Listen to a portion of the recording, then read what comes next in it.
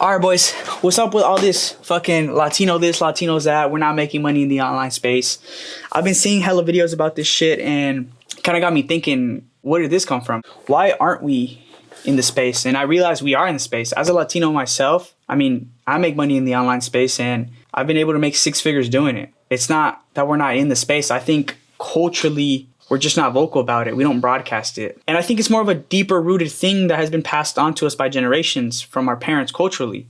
You know, as a kid, we've been taught, keep your circle tight, you know, don't talk about your goals until you actually accomplish them. Or your biggest haters are usually someone who looks just like you. Now, what does that mean? It usually means that the person who has had the same upbringing or someone who went to the same school as you or people in your family that have the same resources are probably your biggest haters because they don't feel confident in themselves that they can do it. And they're like, how can this person do it if they're the same as me? So I think we kind of just need to get rid of that kind of mentality and start thinking like, how can I help others? How can I uplift others in my community to show others that it's possible? Because what I do, and I'm sure what other Latinos in the online money space do, isn't anything that's out of this world. You know, we're not special.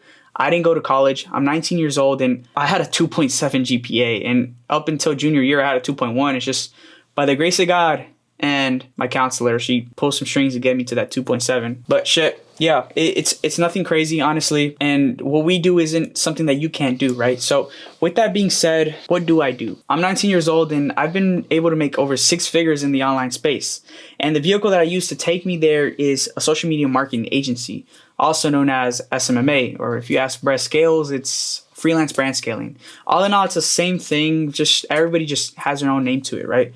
Whether you're helping brands, businesses, restaurants, barbershops, clothing brands, it doesn't matter. You're either doing organic content or running paid ads. And essentially, that's what a marketing agency is, right? We offer some sort of marketing to businesses to generate them either sales or increase their brand trust to build them a brand on social media. And before I break down exactly what I do and how I do it for my clients and how I'm able to generate them results, I want to tell you a little bit about me and how I got to where I am. So first things first, I didn't have rich parents.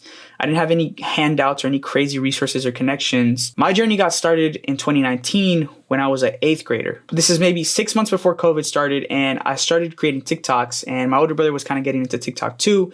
And this is at the time when TikTok's weird, so me making TikToks was lame. I remember I was getting hate in middle school for it, but I always remember that I was like centered. I was like, nah, like this is cool. Like I was into videos and photography. I just thought it was kind of sick. So I remember one day I recorded this TikTok and it's 2 a.m. I'm in 8th grade. I have no business being up that late. I'm probably just doom scrolling, brain rotting.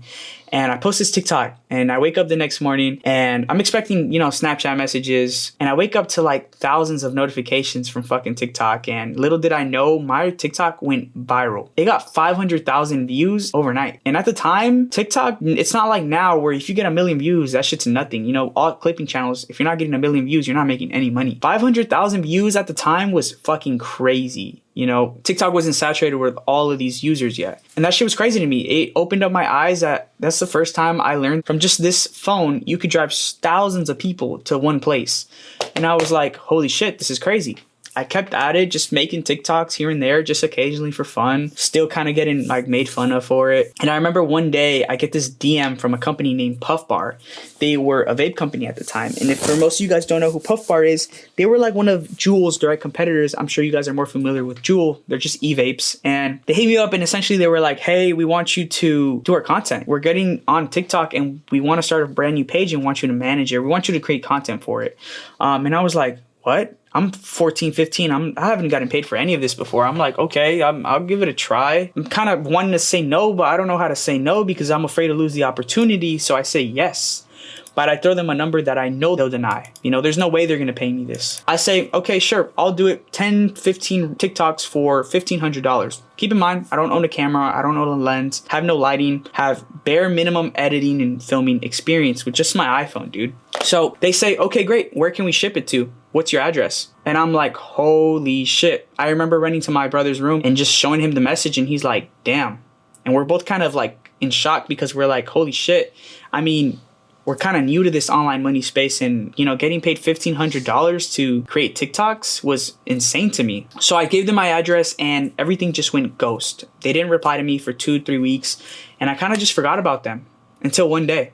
I came back home and my mom's like, hey, there's a package in the mail and it's from Puff Bar. She's like, ¿Qué es eso? What is that? And I was like, holy shit. And I don't know about you guys, but in a Latino household, your mail is your parents' mail. You know, they don't give a fuck. They're going to open that shit. I remember running to my room and she asking me, what is it? I just say that they're portable chargers. I don't know. I just made some shit up. But I remember running to my brother's room and we opened the box. I'm kind of nervous. And in the box, there's 30 fucking vapes. And I'm like, holy shit, this is really happening. And I'm like, oh shit. So I start taking out all the vapes. There's fucking lychee ice, pineapple, pina colada. There's just shit fucking colors flying, right? And when I get to the bottom of this box, there's a wad of cash. It's a fucking onion, boys. I got $1,500 in cash. When I tell you this shit felt like a drug deal, this shit felt like a fucking drug deal. And keep in mind, I don't have any equipment at this time. So the first thing that I did was I ran to my dad's room when he got home from work. And I kind of came up with this plan, this proposal to him. And I asked him, hey, Dad, like, I got this client. They want to pay me this amount to make TikToks. And I need a camera. Now, at the time, the camera that I wanted to get was an A7 III. And it was about $2,500 for a kit. And he was like, okay, what exactly do you need from me? And I was like, I have $1,500. And I need $1,000 more. Now, keep in mind, we don't come from money. You know, that's a big ask. And for most of you guys, I'm sure that is too. So ultimately, we pull some strings and we use our Best Buy card. It's kind of like the family Best Buy card. It's what we use to buy appliances and just any kind of necessities we need for the home, right? So we typically had the Best Buy card because we couldn't afford to buy it out in cash and we needed to just put it out in payments. My dad takes a leap of faith on me and I'm taking a leap of faith on myself too because I'm 15. I don't know how I'm going to get paid another $1,000, but I need to do this. So I get the camera, I start doing content, 3 months pass and I grew their account to 30,000 followers and everything's going great. And I wake up one day and I look at the TikTok account and it says banned. And I'm like, whoa, what is this? Did I do something wrong? I start freaking out. I check Google and I search out Puff Bar USA. And there's a fat article that says Puff Bar has been banned in the United States. And I'm like, oh shit. So I reach out to my POC, my point of contact, and no response. I reach out the next day, no response. And weeks go by, no response. And they just kind of went ghost on me. And I was like, fuck, I have no way to pay this camera off. I have $1,000 left to pay on it. And I did what any other person that puts your back against the wall would do. I just started reaching out to family members, DMing friends, DMing my brother's older friends that were graduating and going to prom. And I was like, hey, I'll do photos for you. I'll do anything. It got to a point where I was doing shoots for $5 to $10 per person. I would just take their photos for prom before they went off and I would make like $50. 5 people, they paid me $10 each. And that was it. I just kept doing that just to pay the camera off. Months go by, I'm able to pay the camera off. And I was like, holy shit, okay. I'm able to make some money. A couple more months go by. I start making $200 to $400 a month. That wasn't enough to replace a job, you know? By the time that happened, I was around 16 years old. And that's the time where you start looking at jobs. And it's like, that wasn't enough to replace a job. So it's starting to come to the point where like, okay, well, you need to get a job, dude. So I started looking at other things, right? I finally get to high school and I come across some friends that are doing really well in the dropshipping space. And I asked them like, what is dropshipping? They break it down for me and I got what you call shiny object syndrome. I'm blown away, bro. When I learned that you can make money from just your phone and your computer, from making TikToks and selling products, I was shook. So I was like, okay, yep, I'll do it. Let's do it. Started doing that for 6 months. I burned so much cash. I burned all my savings. I had no money at all. And I realized this just isn't for me. So I go back to the only thing I know how to do. I started doing photos again, this time with a little better perspective. I know how to edit better. I know how to shoot better. And I start making a little bit more money. I started making anywhere from $6,000 to $1,000 a month. And that was great for a time. And then I did a shoot with my buddy Roy, one of my closest friends, and most of you guys know him as Roy the Closer. I did a shoot for him for his personal brand. He was around just a year or two older than me. And I asked him, what do you do? And like, how are you so successful, bro? Like, what do you do? And he mentioned to me that he did something called wholesale real estate. And I was like, what's that? He broke it down to me. And after he broke it down to me, I had shiny object syndrome all over again. I was like, I'm all about this. This is what I want to do. This is how I'm going to become rich. this is it. So I got into wholesale real estate and I did it for about 3 months. And for most of you guys, if you guys don't know what wholesale real estate is, you basically find distressed properties, end buyer who essentially is going to buy the property for more, and you lock up the property on a contract for less and you sell it to the buyer for more. So you make the money in between. You're essentially the broker of the property, right? So with that being said, I tried it for a couple months and I wasn't very good at it. I would do these cold calls and immediately I would get hung up on, or I would get little broed, and these people would call me buddy on the phone. And for most of you guys that don't know, if you get called buddy, you're cooked. That's it. You lost the deal, man. Like they have no respect for you. You lost all leverage. Whatever you did on that call, you lost leverage. And I could say that I just wasn't ready for it yet, or I was too young to do it. That probably just wasn't true. I just quit. I gave up too soon, and maybe if I would have kept doing it, I would have been able to be good at it. But the truth is, whatever business model you do in the online money space, you can make money from it, a lot of it, but you just have to stick to it. You can't jump around and expect to become successful because you're trying all this shit, right? And I was a living testament to it because I had buddies who were all successful in each industry that they were in. I was just hopping around, just trying shit, hopping on the next opportunity. And ultimately, I came to a realization where I came back to the drawing boards and I was like, okay, what am I good at? What have I learned throughout my life? And how can I sell this as a service to people? What have I learned? What skill sets am I good at? And how can I sell this as a service? And that's when I came across a social media marketing agency. For most of you guys that don't know what a social media marketing agency is, essentially we help companies or businesses promote their products or services to achieve a certain goal, right? Whether that's more sales, whether that's just increasing their brand or just establishing their brand on social media. And there's 2 ways to go about it. You can go the paid ad strategy, or you can do organic content. Organic content is your typical reels that you see in feed with organic marketing. Paid strategies would look more like Facebook ads, Google ads, anything that's just paid media as a whole, right? One thing to keep in mind is both of these strategies work. So I took what I learned from dropshipping of actually how to run paid ads, the psychology behind attention, and I took what I learned from working with the vape company on how to actually shoot, how to actually edit, and I took what I learned from wholesale real estate on how to develop systems and automations, and I merged it all together to create this one beautiful golden package. Now I want to break down exactly how I'm able to generate results for my clients currently and how I did it then. So the number one way that you can go about this, and if you're just starting out trying to do this, whether you're a business owner trying to do it yourself or you are a individual freelancer who's trying to start your own marketing agency, is the organic content route, right? This is a strategy that works really well, especially if you're not a business who has a lot of money to spend on marketing, or if you're just a freelancer who doesn't have a lot of experience with, paid ads, right? So what I like to do is called the rinse and repeat method. Essentially, it's exactly what it sounds like. What I do is I do market research. I come up with an ICP.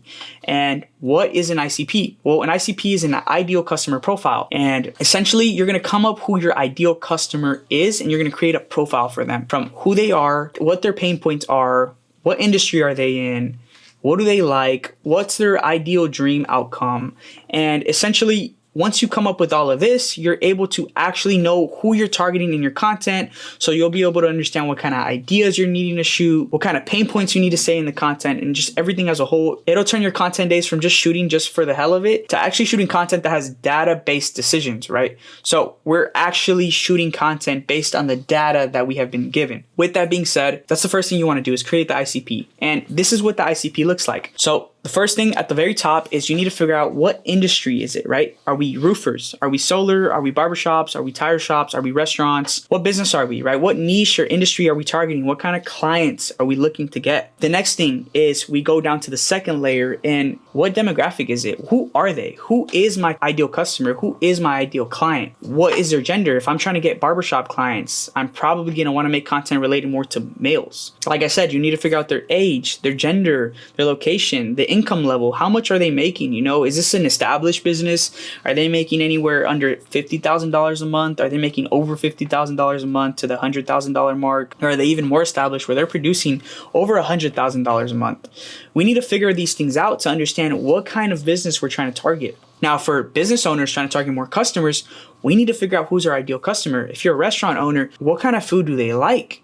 That way we know what kind of content to make. If they like this kind of food, let's showcase more of that kind of food. Who is our ideal demographic, right? And if we go down to the next layer, it's what are their pain points? Some of the things that they might be thinking of is, I'm not getting enough leads. I'm tired of relying on word of mouth. I don't have time to post content, or my landing pages aren't converting. If you can clearly name their problems, they'll trust that you can solve it because you said it in your content. And if we go down one more layer, you'll see the dream outcome. What is the dream outcome? What do they want? What is the results that they desire? Is it more leads? Is it higher paying customers? Is it more time back? Is it a clear system that doesn't make them work 12 hours a day? Or is it just becoming a local celebrity in their area? Your offer should bridge the gap between their problems and their dream outcome. Once you figure out your ICP, you're going to be able to actually attack the strategy. The strategy that I like to use, that I recommend to everybody after you come up with an ICP, is you want to do your market research. So what I like to do, and I learned this from dropshipping, is you want to create a secondary account, just another burner. And essentially you want to train that feed. You want to follow, you want to interact with content that's in the industry of the content that you're trying to make. So if I'm a restaurant owner, I'm going to interact with a lot of restaurant and food content. If I'm a barbershop, I'm going to interact with barbershop content. If I'm a mechanic, I'm going to interact with a lot of tire, just mechanical or auto content, right? This all is universal with whatever industry you're in. It doesn't matter.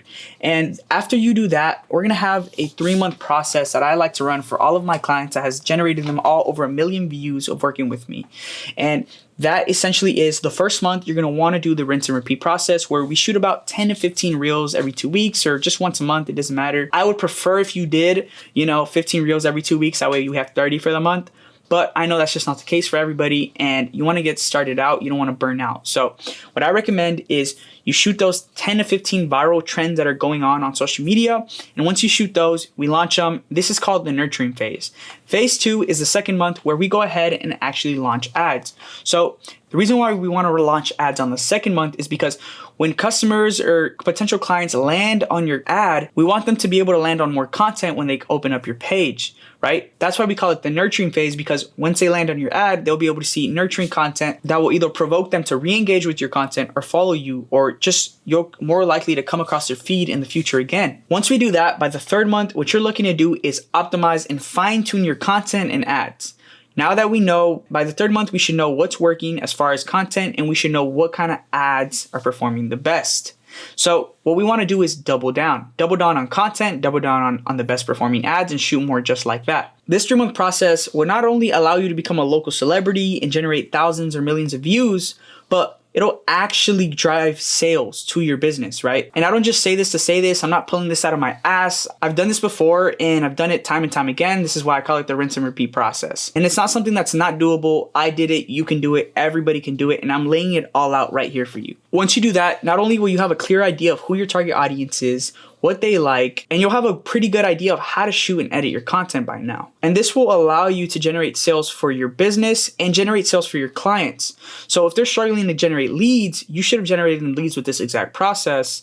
And if you're struggling to get customers through that door as a business owner, this process will allow you to increase revenue for your business. So this is exactly what I do for all my clients, and I do it time and time again. So if you're someone that was just like me, you were a photographer or freelancer, just kind of getting started, and you're young and you're hungry and you're just trying to make this your full-time thing, just know that this is possible. This isn't something that's hard or out of this world. If I did it, you can do it. I wasn't a genius. Like I said, I had a 2.7 GPA and I didn't go to college. So most of you guys are probably overqualified and can get this shit done faster than I could, because I wish I had someone telling me this exact information a year ago. Keep in mind, I was able to do all of this in just 6 months at the age of 19. So for us Latinos, if you're making money in this online space, let's kind of break this toxic mindset that we have where we're keeping all our wins to ourselves. Let's showcase it to the world and let's actually talk about it, because the person watching this video isn't your hater. It's someone who's actually being inspired by this video. It's someone who wants to do what you want to do, but they're just too scared to pull the trigger on it. So that's exactly what I want to do. I want to be your partner and give you guys what I wish I had when I was getting started. A partner that can actually break down exactly what they do, full transparency, none of that gatekeeping stuff. If you guys have any questions on exactly what I do, drop a comment below. But other than that, like and subscribe. Peace.